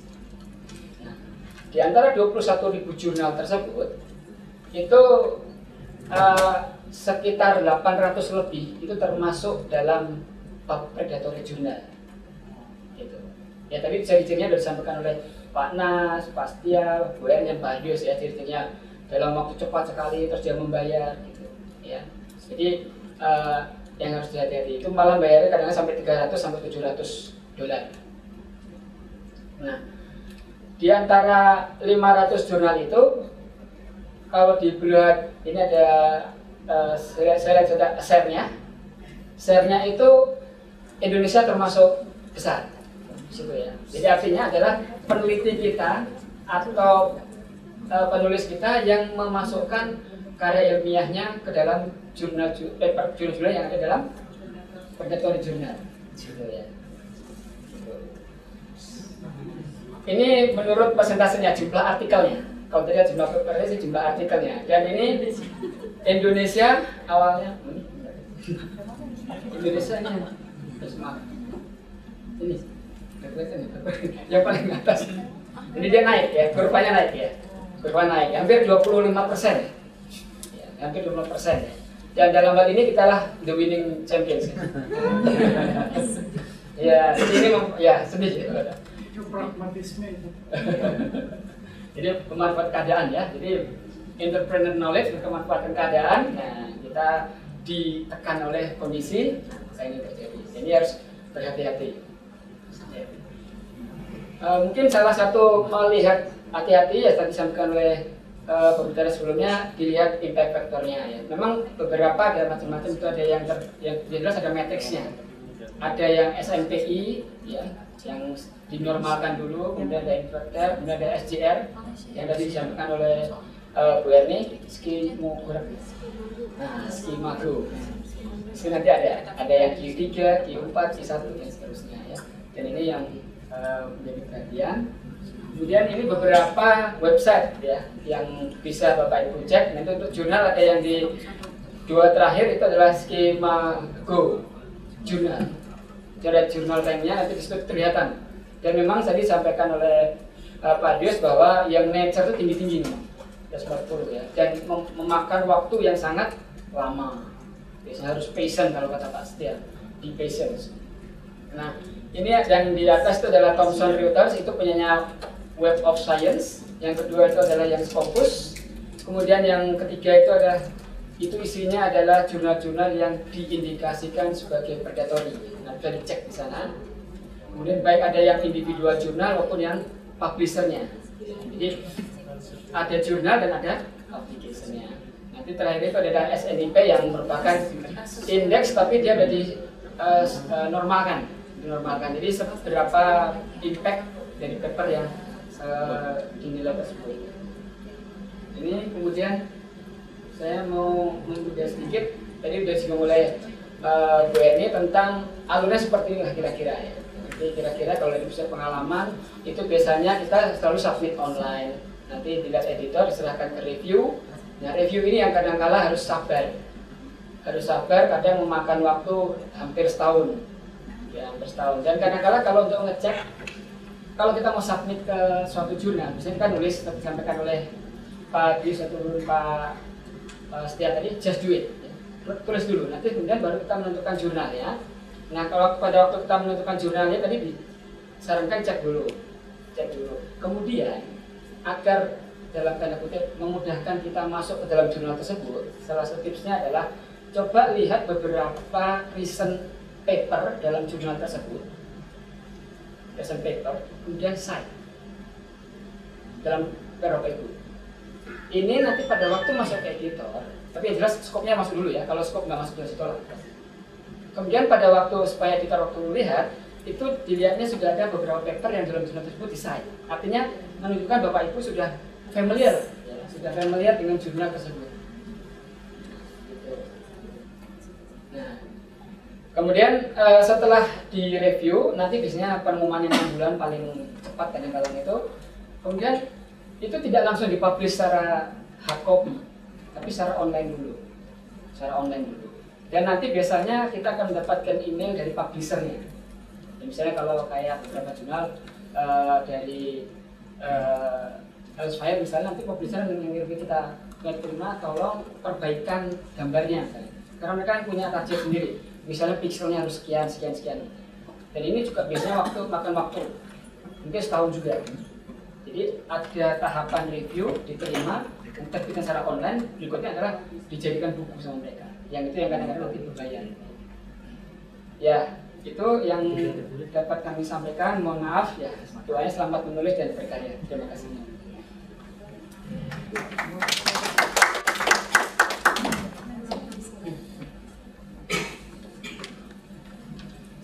Baik, terima kasih Bapak Ibu. Sebenarnya nggak tahu juga nih kalau ada sharing, artinya saya harus ikut sharing, tapi intinya memang ada sedikit pengalaman juga untuk publikasi. Terakhir itu coba-coba dengan mahasiswa bimbingan. Sebenarnya sasarannya tidak jurnal internasional sih, cuma ikut seminar internasional. Tapi ternyata di seminar internasional itu ada seleksi untuk paper yang bisa dijurnalkan, dan kebetulan saya buat dan mahasiswa yang dibuat dua-duanya bisa masuk gitu. Tapi memang dari sisi konten sebenarnya ada 3 sih yang bisa kita buat Bapak Ibu. Yang pertama pengembangan teori gitu ya. Memang ada teori baru yang sudah kita perbaiki atau kita kembangkan dari teori sebelumnya. Yang kedua dari sisi case-nya gitu ya. Yang saya tahu kelebihan paper Buteo, citasinya cukup banyak itu karena case-nya unik ya, Indonesia gitu. Ya, negara-negara lain merefer juga, oh kalau di Asia seperti ini case-nya gitu. Jadi kalau kita case-nya cukup unik, itu juga akan banyak disitasi. Yang ketiga yang tidak terlalu keren tapi cukup bisa masuk itu juga jurnal review. Jadi ketika kita misalkan studi S3, lalu kita mempelajari keseluruhan perkembangan teori dari awal sampai yang kita akan kembangkan, artinya mencari positioning kita. Dari situ kita melakukan studi literatur banyak sekali. Dan kalau ada jurnal review yang sudah ada, lalu kita tambahkan lagi, itu juga bisa menjadi suatu publikasi juga, sehingga nanti kita juga akan banyak di-refer oleh orang-orang lain yang ingin melihat sejarah perkembangan dari teori atau case yang ada kita kembangkan dari awal sampai akhir. Jadi dari sisi konten itu, kalau dari sisi jadi ada kelebihannya masing-masing. Dari case juga, kalau kita case-nya unik kayak punya Bu Theodora itu, kita juga akan banyak disitasi. Dan kalau kita memang melakukan pengembangan yang cukup bagus dari sisi teori, itu juga akan banyak disitasi. Nah biasanya kalau kita yang sudah bagus itu ya tadi intinya memakan waktu sampai setengah tahun, dan mungkin untuk publish sampai hard copy-nya itu sampai 1,5 tahun kemudian gitu. Nah itu biasanya ketika kita sudah di-review, sudah kita perbaiki, dan ketika dia sudah memberikan hampir final, itu ada format file yang tidak bisa kita ubah. Jadi bukan Word, bukan apa. Dia sudah punya format sendiri, dan itu menunjukkan bahwa betapa rigid mereka akan mempublikasikan jurnal-jurnal yang ada di yang sudah disubmit ke mereka. Ini juga menjadi tanda bahwa prosesnya tidak terlalu mudah gitu. Itu mungkin ya dari sisi ininya prosesnya, dan memang persiapannya cukup memang perlu cukup harus cukup persiapan gitu ya. Tadi seperti Pak Hadis bilang, itu memang di awal saya karena masih studi, saya sampai sebulan diskusi konten tuh nggak kelar-kelar gitu dengan pembimbing ya. Tapi terbukti ketika submit cuma disuruh mereview ada gambar yang lupa di refer di dalam teks gitu. Oh ya kita nggak berat gitu. Jadi intinya kalau di proses awal kita sudah cukup matang, nanti reviewnya nggak akan terlalu banyak. Tapi berkaca dari teman-teman juga yang pernah sampai ditolak itu tadi ada teman yang juga dikembalikan, lalu mereka reviewer mengatakan kita nggak ngerti kamu ngomong apa nih sebenarnya gitu, karena bahasa Inggrisnya sangat kacau gitu. Jadi memang menurut saya ketepatan membidik jurnal sesuai dengan skopnya atau kontennya sesuai, dan yang kedua persiapan dari sisi ketika akan disubmit, artinya dari sisi bahasa, format atau template itu sudah, kalau kita ngirim tanpa template-nya dia ya sudah pasti masuk tong sampah gitu ya. Jadi hal-hal yang kelihatan secara kasat mata itu harus kita sisir dulu gitu. Jadi kalau template-nya sudah benar, bahasa Inggrisnya sudah baik, baru kalau konten mereka selama ini punya kontribusi dan apalagi punya case yang unik, itu akan lebih mudah untuk diterima. Kalau saya sih mungkin itu aja. Dan sangat besar kemungkinan Bapak Ibu tema dengan skripsi itu bisa masuk ke jurnal, asalkan tadi tahu aturan mainnya atau etikanya Bu Yani. Kita di kedua atau di ketiga, dan yang pertama itu mahasiswa. Terima kasih. Ya, makasih Bu Yani. Jadi gini teman-teman, tadi kalau lihat beberapa berbicara kan ada yang tinggi ya, maksudnya ya buat teman-teman itu bisa memulai dari yang paling mudah mungkin. Jadi misalnya ini kan teman-teman udah banyak yang mulai berani ke seminar nasional masuk proceeding ya. Nah itu coba ditingkatkan ke internasional, nggak terlalu sulit kok. Nanti kalau kita bikin artikel sambil belajar bahasa Inggrisnya gitu. Karena kalau seminar internasional itu juga nggak terlalu susah biasanya, reviewnya juga nggak terlalu susah. Kemudian kalau presentasi juga baca slide aja, banyak yang cuma baca slide gitu. Nanti kalau begitu ada yang nanya nggak ngerti, biar moderatornya yang jelasin ya. Mungkin bisa tanya teman-teman yang udah pada ikut seminar internasional, tidak sesulit yang kita bayangkan gitu. Kalau seminar internasionalnya di Indonesia, jadi bisa belajar. Kalau yang belum pernah sama sekali, misalnya kayak Bu Nelly, Bu Lia ini sampai malu-malu gitu ya. Pak Audrey, misalnya Bu Retna, bisa dicoba dulu ke seminar nasional. Seminar nasional nanti beranjak yang udah sering kayak Pak Robert, Bu Monica, Bu Fitri itu mulai ke seminar internasional. Jadi kalau sudah ke sana sambil coba ke jurnal yang nasional gitu ya. Kalau memang kebutuhan untuk naik pangkat ya memang harus ke jurnal. Sekarang nggak bisa lagi cuma artikel yang ada di proceeding. Tapi kita mulainya bisa dari yang paling bawah dulu gitu. Biar pede tadi kata Pak Nas. Jadi kalau misalnya udah pernah nyoba, lihat situasinya di sana ternyata tidak seseram yang kita bayangkan, nanti pede gitu. Internasional ya Bu Fitri ya. Kan kemarin nggak seseram yang dibayangkan kan? Iya. Malah bisa foto sama bule gitu. Coba lihat di skimago.jr.com. Itu banyak sekali jurnal-jurnal yang ada sesuai dengan bidang aplikasi kita gitu. Ekonomi ada, pertanian ada, mungkin tadi official statistik juga ada gitu. Coba dulu ke Q4 yang peringkat paling bawah lah, nggak apa-apa kita buat coba kan. Dan kalau bisa yang free ya, di situ juga ada jurnal-jurnal yang free, jadi nggak harus bayar, tapi memang agak lama. Tapi kalau Q4 pengalaman saya 6 bulan itu nggak terlalu lama, tapi kalau Q1 iya bisa sampai setahun 2 tahun. Q4, Q3 nanti kita meningkat lah. Kalau pas dia ke bawah kita ke atas itu lah ya, nanti kan ketemu di tengah-tengah. Jadi mungkin itu sharingnya, saya cuma memotivasi aja teman-teman ini yang belum pernah berani untuk publish hasilnya sementara secara kemampuan akademik, secara apa yang sudah dihasilkan dalam proses pembimbingan dengan mahasiswa itu sebenarnya sudah punya kapabilitas dari sisi keilmuan untuk tinggal berkeberaniannya tadi aja untuk bisa mempublikasi di tadi apakah di seminar atau di jurnal. Jadi mungkin ya. Terima kasih Bu Eni, saya hanya mau menambahkan mengenai kalau presentasi di seminar internasional itu memang justru kalau saya tuh pengennya justru yang banyak sebenarnya. Kenapa? Presentasi itu sebenarnya di jurnal di sana itu artinya kita memberitahukan apa sih ide kita. Kalau ide kita itu nggak cocok atau nggak sesuai, biasanya ada diskusi atau ada itu bisa buat menambah.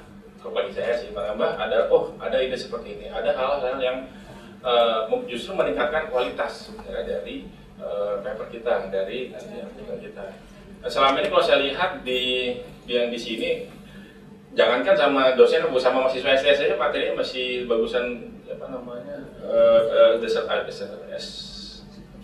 skripsi kita gitu. Makanya yang waktu di Bogor itu Pak, sampai mereka kira yang kita presentasi itu S3, padahal waktu itu mahasiswa baru lulus gitu. Materi itu bisa dibayangkan itu. Yang saya encourage adalah sama Bapak Ibu, teman-teman juga sekalian adalah keberanian. Bahasa Inggris itu nggak perlu, jangan kita takut bahwa nanti akan ngecek bahasa Inggrisnya yang tahu kan, nggak usah lah. Nah biasanya asal udah berani, biasa flow udah lancar. Jadi dan kemudian ketika nanti ada pertanyaan, takut ditanyakan, saya ingat pertama kali dulu nanti dari nanya. Sekarang saya pengen nanya itu artinya apa, dia interest dengan kita, interest dengan riset kita, yang ada sesuatu hal yang mungkin yang kurang kita perhatikan, itu ditambahkan oleh beliau, sehingga akan makin meningkatkan kualitas dari riset kita. Oke, mungkin itu aja tambahan dari saya. Terima kasih Bu Eni. Ya, silakan kalau dari teman-teman ada yang ingin didiskusikan. Ini maaf ada yang lupa tadi. Ini karena mengingat waktunya biasanya. Itu biasanya apakah satu artikel bisa dikirimkan lebih dari 2 jurnal atau lebih? Nah itu secara etika nggak boleh. Nggak boleh secara etika ya, karena kita harus menghargai orang yang telah mereview. Kemudian ternyata kita pindah ke jurnal yang lain. Jadi mungkin seperti kata Pak Asri tadi, pengalaman di reject nggak apa-apa. Malah kadang-kadang kalau mengenai bahasa tadi, review pertamanya adalah the writer is definitely not from the English speaking countries. Apa tadi? Susah. Lihat di Google Translate. Iya.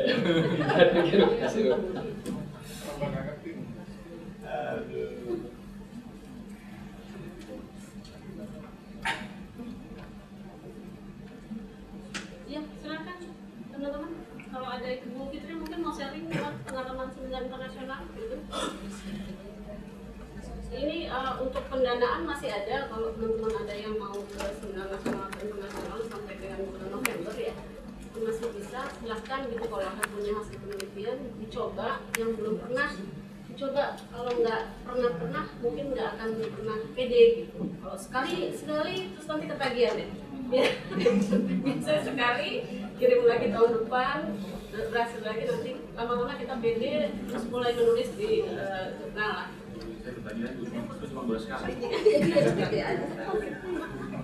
Kita sampai 11:30 tadi nggak benar akan ada makan siang. Jadi kalau ada yang teman-teman atau misalnya mau menanyakan secara pribadi, monggo, sudah tahu ruangannya masing-masing, nomor HP-nya gitu. Kalau misalnya butuh tadi reviewer untuk bahasa Inggrisnya dulu, pasti dia dengan senang hati menerima. Maksudnya masukan lagi sedikit. Pertama, saya sangat senang tadi mendengar anjuran dari Pak Arkius dan Pak Setia, just do it ya. Jadi mulai saja, jadi kita ini kan semua. Kalau saya dulu malah sempat frustasi pada waktu S3 saya, profesor saya bilang paper yang bagus itu adalah paper yang tidak dimengerti orang. Saya bilang kenapa? Karena Anda harus belajar requirement-nya dulu. Artinya ada kelas-kelas tertentu Anda yang harus ikuti supaya ngerti apa yang saya tulis. Itulah paper yang Q1 tadi. Jadi itu sempat saya frustasi, tapi akhirnya saya punya celah dulu. Biasanya di asosiasi kita itu, misalkan dulu saya ikut di asosiasi tentang consumer science ya. Jadi di situ ada konferensi, mereka pada konferensi itu kita masuk di sana. Biasanya acceptance-nya tinggi. Masuk di konferensi itu biasanya mereka akan menunjuk jurnal yang cocok untuk paper kita itu. Jadi itu lebih mudah, sehingga dulu bisa masuk ya dengan cepat, tapi harus masuk dalam asosiasi dulu. Jadi kalau saya perhatikan si Theodora ya, dulu kebetulan dulu pernah anak buah saya, karena dia senang dengan lingkungan, jadi saya coba di yang sederhana aja dulu tentang bagaimana membuat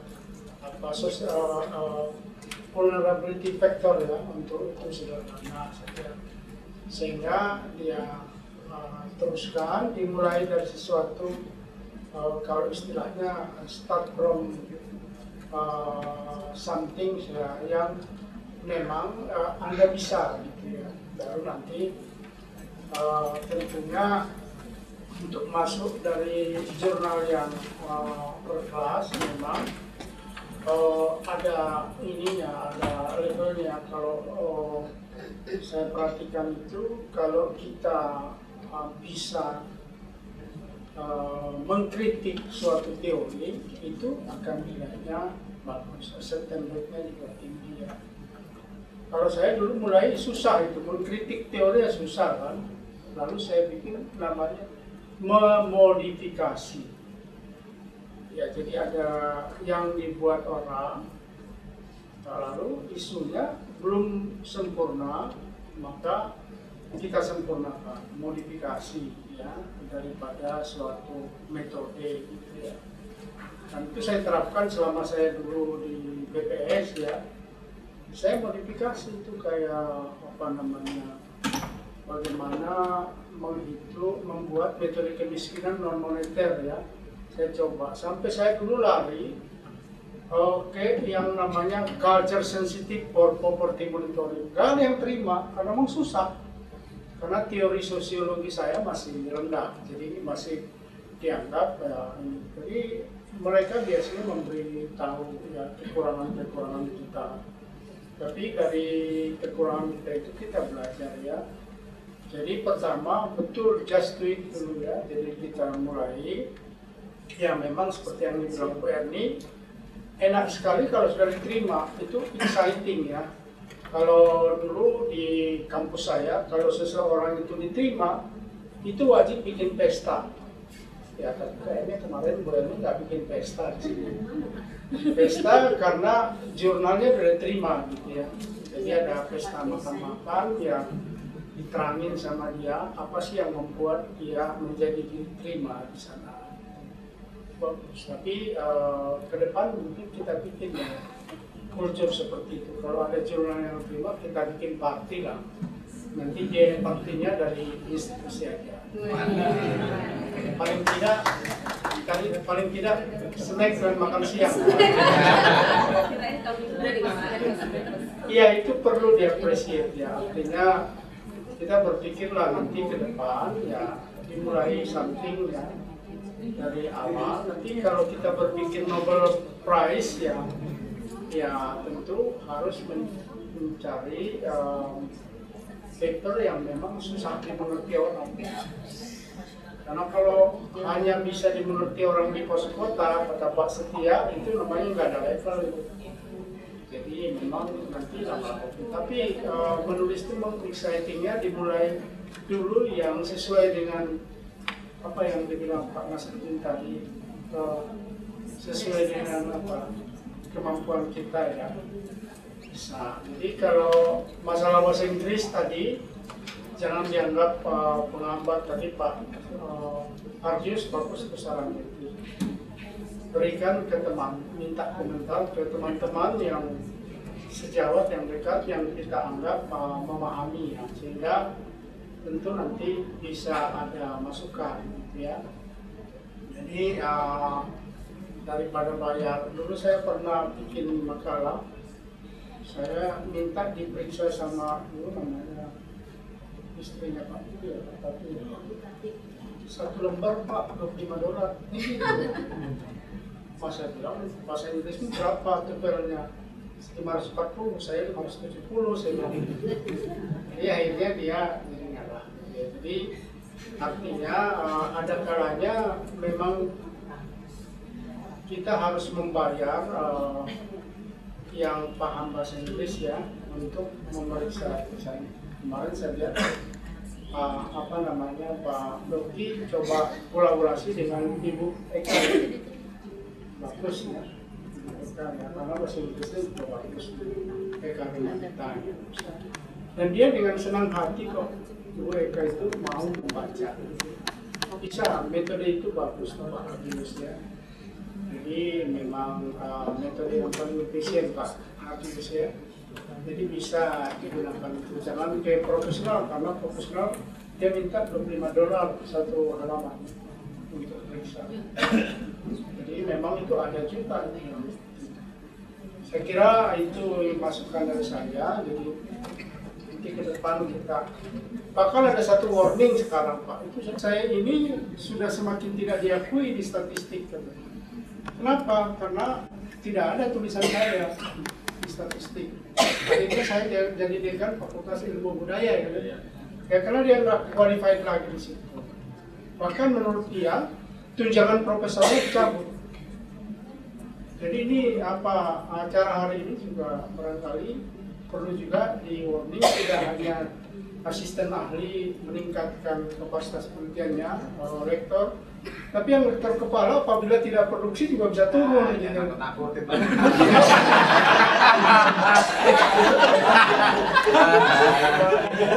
Udah mau pensiun Pak. Karena nanti kan ke depan kita akan berusaha bagi yang produktif nulis ini ya, mudah-mudahan kita akan promosikan jadi profesor Unpad atau ITS untuk melakukan program S2, sehingga dosen kita bisa juga masuk pada jalur untuk promosi profesor. Karena sudah ada program S2, walaupun S2-nya kerjasama kita upayakan. Sehingga nanti harapannya nanti di STS itu ada profesor. Oh sekarang kan profesornya kan artinya yang kalau Pak Abu Zar kan profesor riset itu lain. Kemudian ada Pak Irdam itu ada profesor di tempat lain ya. Tapi kita ingin agar profesornya dari tempat ini. Jadi mau seperti itu. Jadi yang lektor kepala juga seharusnya harus jadi profesor. Jadi berikutnya tidak masuk dalam comfort zone Pak Audrey ya. Zona nyaman tidak ada. Bisa-bisa nanti ke depan ada kebijakan lektor kepala apabila tidak ada jurnal internasionalnya tunjangan kinerjanya bisa turun Pak. 2025 boleh. 2025 memang ada masukan dari saya. atau mungkin dipikirkan kembali misalnya kepanitiaan hanya misalnya disesuaikan dengan tupoksi bagian gitu. Jadi supaya saya pengen kayak Pak Hadius, kayak Pak Setia, kayak Pak Rodia Budi, Pak Nasruddin dan Nggak kayak Pak Audrey nggak ya? seperti itu. Kemudian kalau sharing tentang seminar internasional, saya baru ikut 1 kali, jadi rasanya nggak pantas kalau saya ikut seminar. Tapi motivasi saya yang lain selain ikut seminar internasional itu kan foto dengan bule, Bu. Jadi jadi itu hiburan. Dan menariknya adalah ketika seminar internasional itu kita dikuntit oleh, kita sudah memberikan selain dana penelitian yang ada di BPM ya, itu untuk kontribusi biaya perjalanan pendaftaran seminar nasional atau internasional kan sudah kita sediakan gitu, dan selalu kan diulang-ulangkan, siapa teman-teman yang mau silakan, kalau abstraknya sudah diterima dilaporkan. Nah, kalau dalam pandangan saya kok yang ikut yang itu aja gitu. Nah, makanya kan ini yang justru berusaha dimulai, dan kalau belum memulai memang rasanya takut gitu ya, apa kita cukup paper kita cukup bagus gitu ya. Enggak lah, pasti semua orang punya kelebihan dan kekurangan masing-masing gitu. Kalaupun masih ada kekurangan ya nggak apa-apa, dalam seminar itu kita akan mendapatkan improvement gitu, perbaikan. Kalau soal penugasan di unsur penunjang itu ya maksudnya Bu Fitri jadi panitia itu. Iya. Itu kan juga nggak terlalu banyak. Kalau menurut saya setahun itu kan paling kita ada PMB dengan sudah ya. Teman-teman kemarin tidak semua dilibatkan, ada permintaan bahwa semua dilibatkan. Itu juga kan kayak gitu kan. Tahun lalu oke, kita sebagian aja terlibat di sini, sebagian terlibat di sini, kemudian ada yang minta coba tolong dilibatkan semua karena dosen itu kan nanti dapat angka kredit dari unsur penunjang walaupun kecil gitu. Jadi serba salah juga gitu. Tapi kalau menurut saya sih tidak terlalu banyak ya. Kalau teman-teman yang memang tidak duduk di jabatan akademik, kalau yang jabatan akademik benar kata Pak Setia tadi, waktunya tuh tersita sekali oleh urusan-urusan administrasi gitu.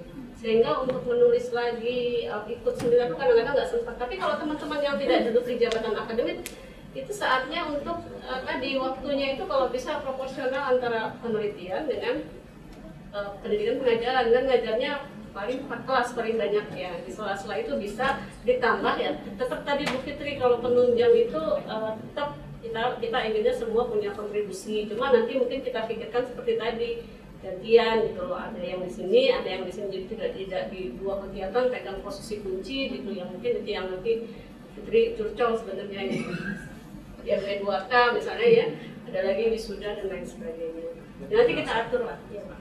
Jadi begini, barangkali kita ini kan masih transisi ya, apalagi kita sistem penilaian indikator kinerja itu nggak pernah diterapkan ya. Jadi ke depan memang saya sudah minta Pak BNC mengembangkan sistem IKIT itu. Jadi memang kita akan mengembalikan tusi dosen itu kepada Tridharma itu. Kita akan kembalikan nanti dengan berdirinya Politeknik nanti, jabatan-jabatan struktural itu akan ditambah sehingga nanti dosen tidak banyak dilibatkan di situ kecuali Tridharma perguruan tinggi. Jadi sekarang ini sifatnya masih transisi. Bahkan saya kemarin coba untuk UND belum setuju. Kemana kita sudah bisa nggak mulai semester yang ganjil nanti, dosen cukup mengajar 6 kredit aja SKS gitu.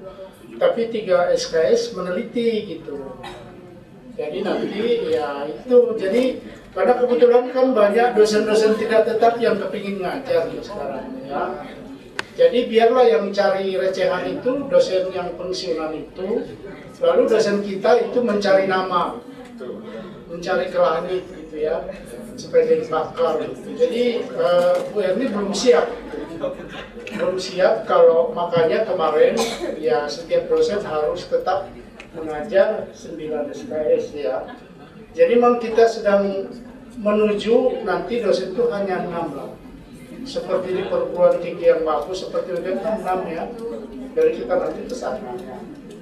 Nanti dosen itu harus mengajar 6 SKS tapi riset 3 SKS gitu. Dan itu dipantau dengan sistem indikator itu nanti. Mungkin nanti kita akan coba seperti itu ya, tapi tahun anggaran depan kan anggaran kita naik ya. Kalau sekarang 65 miliar, tahun depan kita harapkan sudah bisa 75 ya. Jadi kita lebih leluasa lagi untuk memberikan dana-dana penelitian.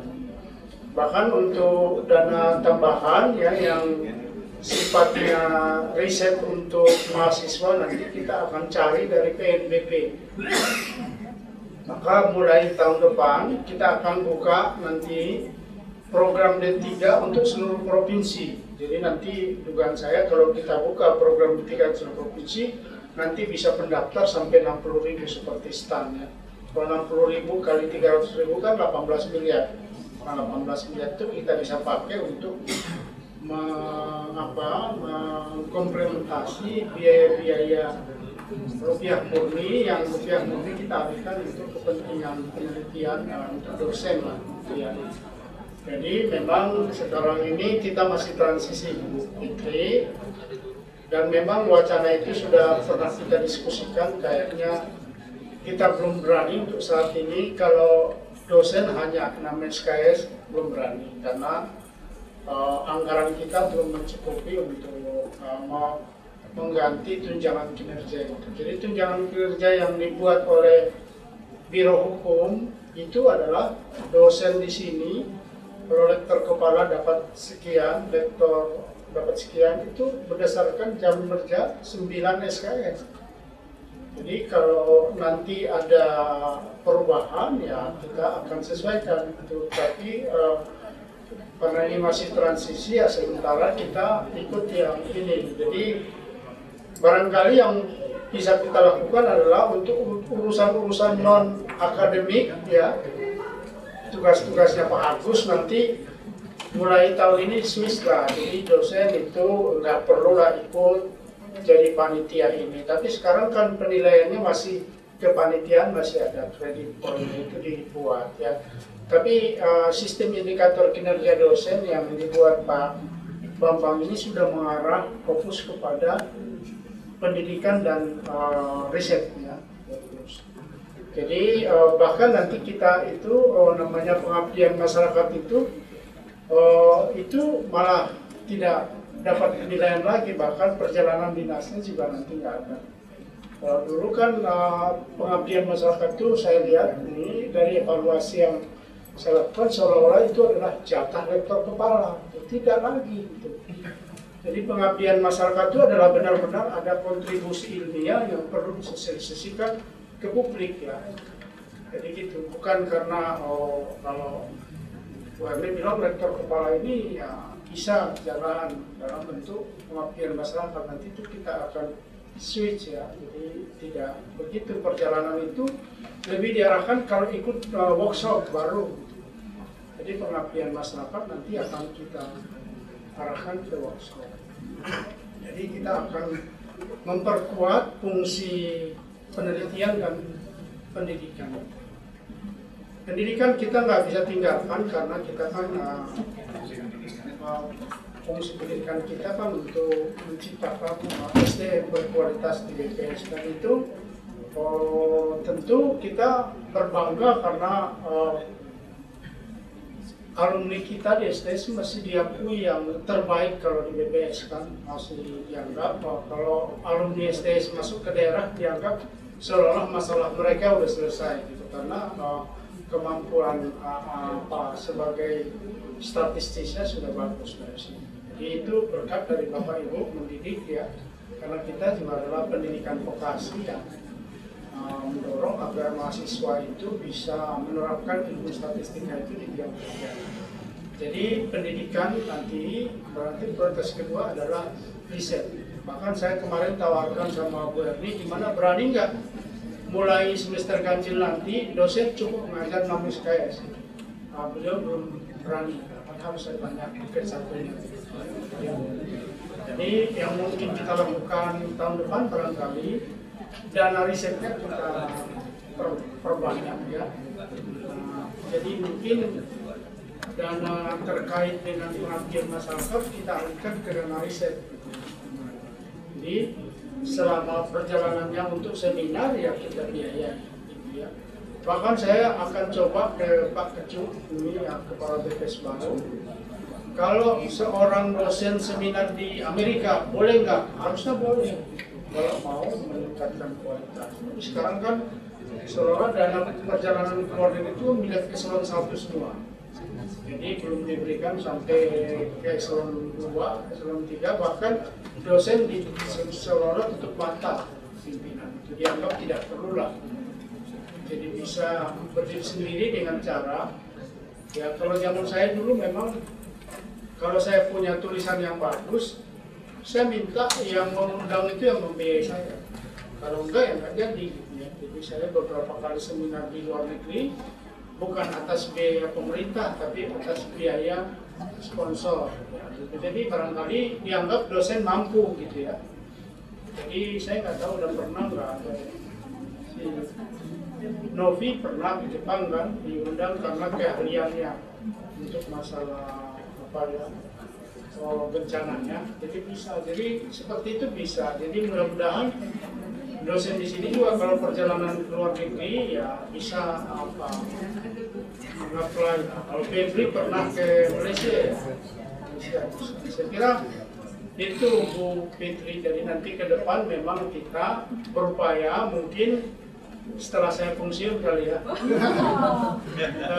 Tapi paling tidak kan nanti ada apa namanya istilahnya itu serah terima jabatan sertijabnya itu nanti saya akan tuliskan mimpi-mimpi yang belum tercapai sehingga diteruskan oleh Bu Erni ya calonnya Amin atau kepala STS yang baru nanti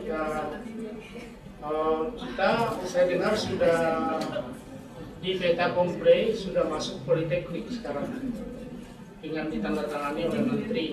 Tadi saya disampaikan oleh Pak Bobar, gimana Pak suratnya mau diambil nggak? Nggak usah, kita tunggu aja, nggak siapa yang ngambil itu kan dipaksa. Kalau siapa yang mau dipaksa gitu, jadi nggak usah diambil Pak Bobar. Jadi kita karena konsen kita adalah bukan apa politeknik bersyarat tadinya, tapi kalau nggak disetujui ya kita nggak mau bertepuk sebelah tangan ya Pak Menterinya ya. Jadi kita minta harus tetap diketahui oleh Kepala BPS. Jadi gitu ke depan kita akan arahkan ke sana ya. Mudah-mudahan nanti kita tidak hanya sebagai pusat pendidikan aja, tapi juga pusat riset gitu ya. Karena menurut saya itu menarik, riset itu sebetulnya kalau zaman saya dulu dengan kita dikenalnya oleh orang adalah ahli di bidang itu undangan tuh banyak, kita dianggap pakar ya dari ini sehingga kalau kita sudah dianggap pakar itu invitation-nya banyak. Saya kira itu yang perlu sampaikan. Gimana? Ya, terima kasih. Walaupun kami udah berusaha sounding untuk ayo mari gitu, tapi memang satu dan lain hal di STIS ini apa namanya libur, kita pikir yang saya alami itu kita sebenarnya bisa nulis atau apapun yang sifatnya lebih pribadi untuk kita kerjakan, tapi ternyata pada saat libur kita punya kegiatan-kegiatan yang mungkin jenisnya tadi Bu Fitri bilang adalah pengabdian, sehingga tahu-tahu udah semester baru lagi gitu. Jadi itulah yang kami rasakan gitu Pak.